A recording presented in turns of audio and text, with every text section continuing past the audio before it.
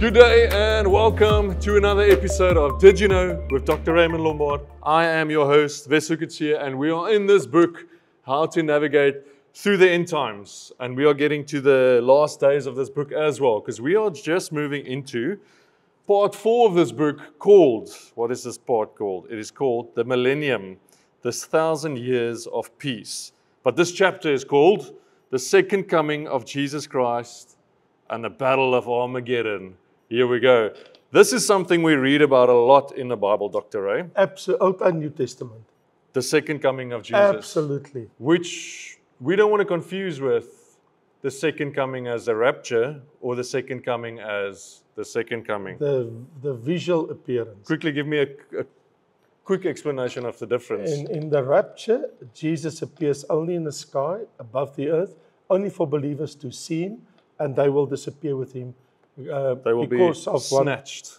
Because of 1 Thessalonians 4, they'll be taken away, and 7 years later. Vessel, this is actually the moment of all moments. This is the moment in the history of the world, for the first time ever, in the history since the day that God created heaven and earth, where Jesus Christ appeared as the King of Kings to come and rule physically on earth. He made the earth, he made the peoples of the earth, and he comes as a King of Kings, Lord of Lords, to come and reign. Yeah, because previously he came as a servant. Sure, and to he die died for us. Yes. Now he's coming back to reign as king. Absolutely. Why was it confusing? Because we're speaking about coming to reign as a king. Why has the Jewish nation not accepted Jesus as the Messiah?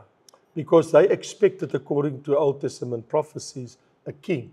Yes. And who is this lowly servant that don't even have a white horse and he just ride on a donkey? Because they spoke about the second coming many a times. It's in, from the Old Testament, they've been speaking about the second coming, but they didn't believe in Jesus. Yeah, let me put it this way. They never spoke ever about the second coming. They spoke about the coming. They didn't know there's going to be a second coming. Okay, so they didn't say second coming. No, they talk about the coming of the Lord. So we say second coming because we have the New Jesus Testament. has been here. Exactly. Okay. But for them, it was the coming of the Lord. So they were expecting as the coming of the Lord, he's going to be the King of Kings, he's going to be the Messiah, he's going to rule the nations, and they will be with King Jesus, and they will be the head of all the nations. And it didn't happen. Yeah. And they're under the government of the Roman Empire, and of the Caesar, and of the Roman Procurator, and Pontius Pilate, and Rome rule over them. And they just want Jesus to throw off the yoke of the Romans. If he's a king, why don't you act like a king? Yeah. But to answer your question fairly, Wessel, to be very honestly, it was hidden from them. Because all the scriptures was there. I mean, Isaiah 53, about the one that took our sins upon him. It's all there. But also the scriptures that talk about, like, for instance, if I read to you this scripture, let's take, for instance, and there's many of them, but just as an example, if I read to you Isaiah chapter 9, what do you gather from this? For unto us a child is born, unto us a son is given, and the government shall be upon his shoulders. His name will be called Wonderful Counselor, Mighty God, Everlasting Father, Prince of Peace. Of the increase of his government and peace, and there will be no end. Who are you thinking of? Jesus. Keep on reading. Upon the throne of David and over his kingdom, to establish it forever and ever. Did it happen? Yeah. Really? On what kingdom and what throne did he sit? Okay, the King of David. So he still has to come back as king. This is the problem. Yeah. They read of the child that's born. Yeah. That will sit on the throne of David and reign in his kingdom. Yes. Did it happen? Okay, so they're still waiting for him to reign. That's the problem. Yes. You see, they keep on reading. They couldn't differentiate. Like in Isaiah 11, they would read, the Spirit of the Lord is upon this person, the rod of Jesse, the branch that will shoot from his roots, and the spirit of understanding and might. And when you read this, of course, it speaks about the coming Messiah. And then it says, the wolf shall also be with the lamb, and the leopard lie down, and the calf, and all these things. And what you read there and here did not come together. Okay. So it doesn't make sense to them. So when they read the Old Testament scriptures, It just couldn't make sense.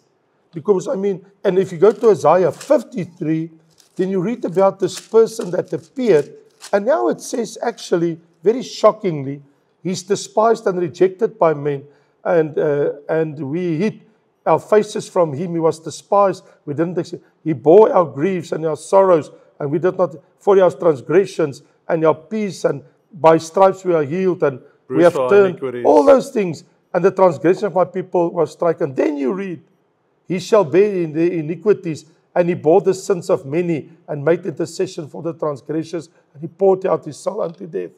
They couldn't understand it. How can this happen to this king? So how do they read it then? That's the point. And that's what Peter says.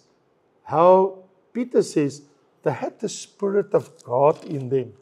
And Peter said, they studied the scriptures, trying to understand. He says, of this salvation, the prophets have inquired. They talk about it. And searched carefully. They tried to understand. Yeah. Who prophesied of the grace that would come to you. He says, they grappled with it. Searching what manner of time the Spirit of Christ who was in them was indicating when he testified beforehand the sufferings of Christ and the glories that would follow. Okay. This is an amazing portion of Scripture where Peter says they tried to understand. They've got the Scriptures, but they couldn't put the two together. How can he be King of Kings and at the same time be a lowly servant and die for the sins? They had a battle with that. Okay. And he says, to them, it was revealed that not to themselves, but to us, they were ministering the things which now have been reported to you through those who have preached the gospel, the good news, by the Holy Spirit sent from heaven, things which the angels desire to look onto. He says, even the angels in heaven try to understand what has really happened. Yeah. So they didn't even understand, the Jews. Neither the angels in heaven understood it. What is the scripture where it speaks about, I'm trying to think of the words now, like, as we preach the gospel, as we gather in churches, that angels still come in. Oh yes, Ephesians chapter 3. And they listen. Oh yes, sure. Here it is.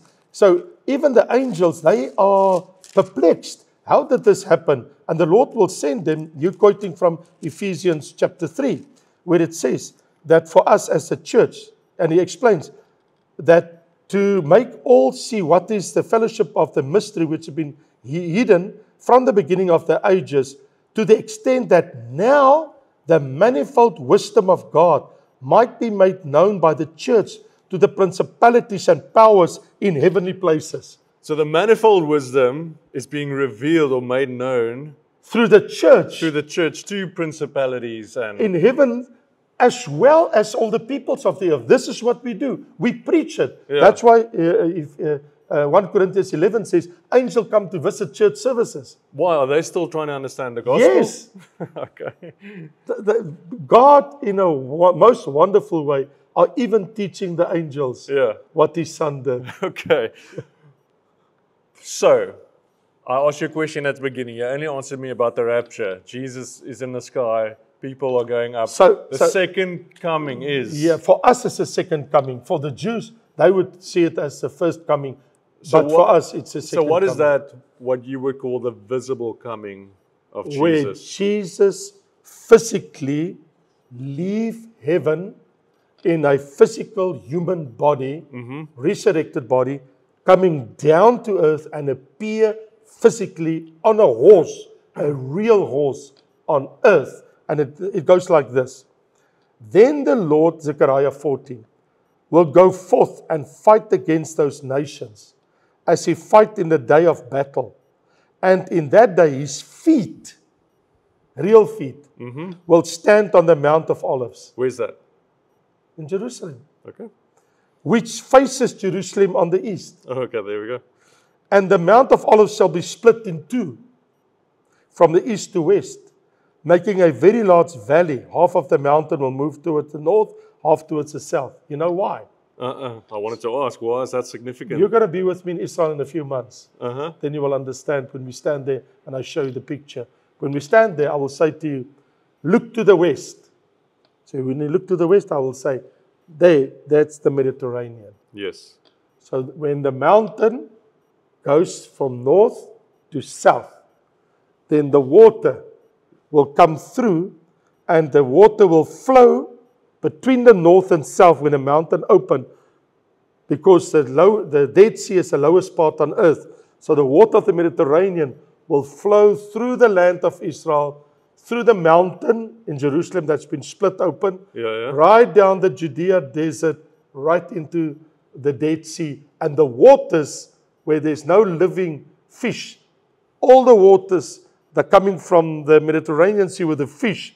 And the Bible says, all along this river now, there will be fishermen to catch fish. And they will stand by the Dead Sea that's dead, and they can catch fish there, living fish coming all the way from the Mediterranean. Okay. Why is that Jesus' first act coming back in a second coming? It's like a strange, I split the Mount of Olives, the water gushes. You see, this is now where it gets very interesting. It is not the first act. Okay. Yes, this is what you read in Zechariah, but I actually, in the book, I helped you a lot. And I actually explained to you. A chronological sequence. Yes. Okay. So if you take all scriptures in the Old and New Testament, yes, and we put them as a puzzle together, the puzzle starts playing out. Should we give it away today? It's in the book, but should we give it away to the people? No, let's do this one, because this is about the second coming. Because this actually explains to us what happens the day of his second coming. Remember, we're talking about the day of all days that God ever created. Actually, the Bible goes so far in the Old Testament to say it's not day or night. Mm-hmm. It's a date only known to God. The Bible says it is not day and it's not night. It is the day of the Lord, a day above all other days. It's a day like no other in history. And the Bible says in that day, which is not the day, it's not the night, but it is the day of the Lord. Yeah. See it the way I'm saying it. The day of reckoning. That day, only known to God, the day it's going to happen. We read that the goat nations have already gathered in Armageddon in our scriptures. So this has happened in the 7-year tribulation. The goat nations have come up into Israel. They're gathering for a big battle. Or they're already in Armageddon in the north. Okay. In so Galilee. is Armageddon an area? Yes. Okay, so it's not just a name for the end. Oh, no. It's called Har Mageddon in Hebrew. Okay. Har Mageddon means the place of the mountain. Okay. But actually, it's a valley. But today, it's a mountain. Okay, explain. You see, in the old days, they built a city there, and then another army comes and they destroy it. Yeah. Then they built another city on top of it. Okay. And another army comes, they destroy it. I think it was destroyed something like 72 times in history. Okay, and they keep building on top of each So other. you know what they call it today? And I will show it to you when we're there. You'll be there in a few months with me. I'll even take you down underground in a tunnel under the Valley of Armageddon. I'll take you there, of that place. You will enjoy it. But listen to this. They call it today a tell. Okay. A tell means it is a man-made mountain. All right. Called a tell. And that is what the Bible when it says explained as Armageddon, that place, which was the old traditional battleground, the big battles of Israel, way back in history, in the world. Actually, that's the place where the first war ever took place on planet Earth. When was that? Way back. The first battle ever written down in human history. Oh, really? Was there. Before Noah, after Noah? As far as history goes down. I actually have a message on that, and people can go and see it on What Does the Bible Teach? On a Wednesday evening. But I was Afrikaans. Yes. So secondly, what happens is the moment when all the nations are there, and also the nations gather in Moab. in the desert. Because remember, many Jews, when they see the Antichrist in the temple, they flee out of the country south to the Dead Sea and past the Dead Sea to Moab. Okay. So in Petra, the place is called in biblical terms Petra. Okay. So you actually have two places. You have the Battle of Armageddon in the north in Galilee, and you have in the south, outside the border of Israel in Moab, in the south, in Petra. South of Jordan. Right, yes, exactly in the south of Jordan. Then what you see is there comes a big earthquake. Is this now Jesus puts his feet on That's the the earthquake. Okay. You see? Then we have the fall of the city of Jerusalem. It says there Babylon is destroyed. Yes. Why does it say Babylon? The old Babylon as we know it. Yes. So if you go back to Revelation 19, we've read just now or previously about the marriage supper of the Lamb. Then after that, we read of that moment. And maybe I can just fill in your question where it says, Now I saw heaven opened, and behold a white horse, and he who sat on him was called Faithful and True. And in righteousness he judges and makes war. His eyes were like a flame of fire, and on his head were many crowns. He had a name written that no one knew except himself. He was clothed in a robe dipped in blood, and his name is called the Word of God. And the armies in heaven, clothed in white, fine linen, clean, followed him on white horses. Now out of his mouth goes a sharp sword, that with it he would strike the nations, and he himself will rule them with a rod of iron. He himself tread the winepress of the fierceness and the wrath of the mighty God. He has on his robe and on his thigh a name written, King of Kings, Lord of Lords. And I saw an angel standing in the sun, cried with a loud voice, saying to all the birds that fly in the midst of the heaven, Come and gather together for the supper of the great God, that you may eat the flesh of kings and captains and mighty men and horses and those who sit on them, and the flesh of all people, free and slave, both small and great. So you see this. It's a terrible battle, and he grabbed the Antichrist and the false prophet, and they were cast into the lake of fire. This is the day of that coming. But this battle that we read here is in the north.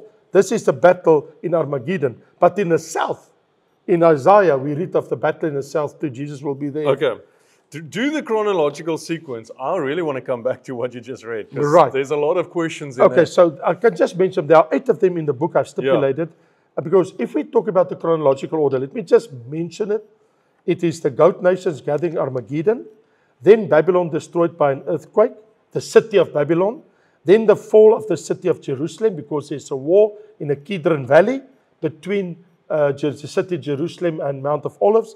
Then the Antichrist armies fight in the north in Petra. Then the national rebirth of Israel, because now they cry, they see Jesus. They physically see with their eyes. Yeah. The one that they pierced. Now they're crying. They're calling on him. And then the visible return has happened. And the battle has now taken place. And the blood flowed 320 kilometers. The blood of all the people that are killed in the north of Israel, in Galilee. And then the victorious Messiah will make himself to settle on the Mount of Olives. And then the mountain split in two, and the water flowed through, and the millennium reign is now called into being.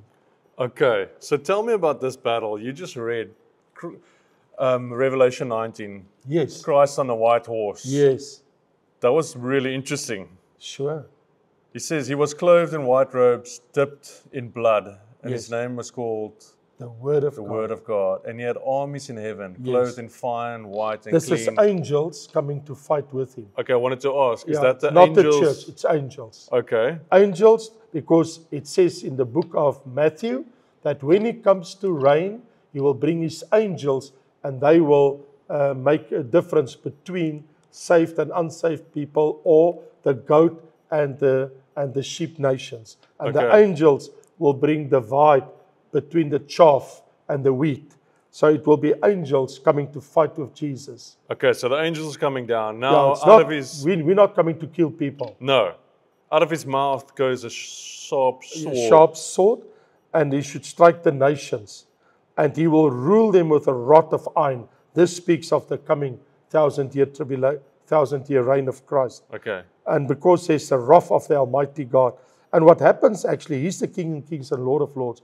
And what is amazing, Vessel, is that there's so many people going to die that the Bible says it will take them 7 months for the Jews to bury all the bones of the dead people. There's no flesh to bury because the birds of the air will be called and all the beasts of the field were called to come and eat the flesh. Well, otherwise you have the stink death. I mean, you in Revelation 19 verse 17, and you saw angels standing in the sun and it's Christ. Yes. You've got to explain that where the birds are coming and they're Yes. eating the flesh of kings. Yes. Oh yes. What does it all mean?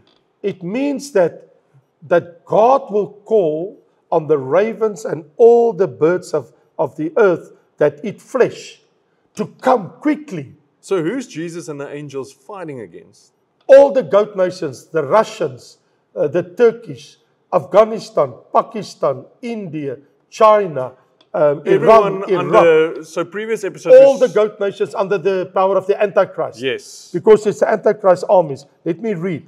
And I saw the beast, the Antichrist, the kings of the earth and their armies gathered together to make war against him who sat on the horse and against his army. Okay, because previous episodes we spoke about the satanic trio. Yes, so they bring now all the armies of the earth. Everyone has been deceived. They are The pulling goat up. nations, the goat nations. Yes. Not the sheep nations. Okay, so all the goat nations have been deceived. They're under control of the Antichrist. You see it here. The armies are coming. Yes. And the beast was captured, Okay, who's the beast? the Antichrist, He gets captured by by Jesus the Lord. And, okay. Well, or an angel, and with him the false prophet, Okay. who worked signs in his presence. So it's the Antichrist and the false prophet, by which he deceived those who received the mark of the beast and those who worship his image. It's the two of them. These two were cast alive into the lake of fire, burning with brimstone. And the rest, all that armies, were killed with the sword which proceeded from the mouth of whom who sat on the horse. And all the birds were filled with their flesh. Sure. That's crazy. That's the battle of Armageddon. And it will be repeat down south in Petra, in Moab. Okay. And that's what's going down. Jesus is coming back as king. He's coming for He's war. coming to clean Oh the no, house. this is a day of war. Yeah. It's a day of the wrath of God. It says, in the fierceness and the winepress and the wrath of the Almighty God. This is a terrible day, Vessel. Okay, well, you just said something about Jews having to clean for 70 days. Where do you After find that, Where do you find that? in the prophecies of Zechariah, it says, for them to clean the earth in the land of Israel, to make it that people can live there. Because remember, the blood will flow, as we've seen, for 320 kilometers. We see the blood flow, all that. And so what we will see is that when these things happen, when the water comes, and you will stay with the Mount of Olives, and from the east to the west, making a very large valley. And what we read here, and half of it towards the south, and the mountain, and the earthquake, and all of that happened. But now what happened to all the dead? What happened to the bones of all the dead people? Because the deliverance of Judah has come. And so how will they bury the dead? And so the Bible will tell us that they will for 7 months bring together all the bones of the dead and they will put up a sign. So it will take Israel 7 months to bury all the dead, not corpses, because the birds have eaten the flesh, but to bury all the bones of all the dead. So, this Armageddon, it's not one day. Like you said earlier, it's not day or night. It is a day. The Bible calls it the day of the Lord. We So don't know how long So the we can't day say will it's be. 24 hours that all of this is going to play out. This is very interesting because the question would be, how long will it be? Yeah. This is a question that we have. How long will it be? And now, all the Antichrist armies are killed. Yes. You're saying the Jews are cleaning up. Or who are these Jews? Is it All the Jews that didn't die in the 7-year tribulation, because Zechariah says, sheep nations as well? Like yeah, they will be there to come. Okay. But the Bible says that 2/3 of them will be saved, will die. Only 1/3 of them will still be alive on the day when Jesus comes. Okay. 2/3 of them have died in the 7-year tribulation. But 1/3 are still going to be in So Jerusalem. there's They going to be a survived it few all. million Jews living on the planet. Sure. And they will go through their land and they will bury all the dead bones of this goat nation that's left over. It will take them 7 months to bury all the dead. For 7 months. Has the 1,000-year reign then started already? This is very interesting, because why do Daniel in Daniel 12 talk about there's a period of 75 days interlude? I didn't know you spoke about it. Now, so what me and you will do in one of our programs, we will talk about what's going to happen in that 75 days between this day that we've just talked about today. I'm going to make a note. And the 1,000 years. Why is there a 75-day period? So Daniel's 75 days. Yes, of Daniel chapter 12. Because we want to, in chapter 40, move into the millennium, the 1,000-year reign of peace. Yeah, because to get there, 2/3 of it shall be cut off and die, but 1/3 shall be left in it. And I will bring the 1/3 in the fire and refine them, and they will be my people. So it says, when the Lord comes, the shepherd, the Savior, He will save in that day only 1/3. 2/3 have died. Okay. On the day of His coming. You can see I'm trying to place it all together, and I'm hoping I'm placing it all together for everyone to understand it. So, that has all happened. Then Raymond is telling us about a Daniel 75 days. Yes, it's very interesting 75 days. Or it's preparation, or it's part of the 1,000-year millennium reign of peace. So next time we can discuss that. So maybe you should ask me, what is the 75 days? I'm going to ask you, the first one, we're going to go, we just finished Armageddon. The war has killed everyone. That day is over. There's 1/3 of the Jews left. I don't know if that's 1 million or 5 million people. Right. And what is that 75 days? What's going to happen? And of there? course, who's left on earth? Because all the goat nations just died. And who's the sheep nations? Yes, who's the sheep nations? Well, very, we're going to get into... important. I think our next chapter 40 would probably be an episode or two, because I've got to ask a lot of questions. It's going to be to very have it interesting. all make sense to me. Because if it makes sense to me, hopefully it makes sense to them. It's going to be very, very interesting. Alrighty, so there you have it. That is a crazy, crazy scripture. Birds eating kings and Jesus and the angels, but it's all there in Revelation. So this is why I love that Raymond has studied Revelation for so many years, and that you can explain it to us. Sure. And you can see my brain is trying to go, wow, okay, all these things are playing off in these days, and this is going to happen. We are not part of it. Thank you, Jesus. But what is coming for us is a 1,000-year reign. Yes. So, next week, we're going to touch base on the 75 days of Daniel and the 1,000-year reign of Jesus Christ. I love it. And where are we? I love it when I see these things in Scripture. So let's go. Continue on this journey with us. We are going to be here for the next few weeks, and we're going to have Dr. Ray explain it to us as clear as he can. Yes. All right. So thanks, guys. Thanks for joining this episode. If you've loved this, please share with your friends. Use WhatsApp, use Facebook, put it on your social media, tell people about it. We really and truly hope that these episodes just helps you to look at the Bible, the Scripture, see it with different eyes, open up the Word for you, because it's opening up my way of reading the Bible, understanding it to a greater depth, and it's really inspiring my faith. So I've got to thank Dr. Ray for putting in the time to give that to us, and he's going to help us next week again for all of us who don't understand things. Now we're going into new things. Let's go. Thanks. God bless. Until next time.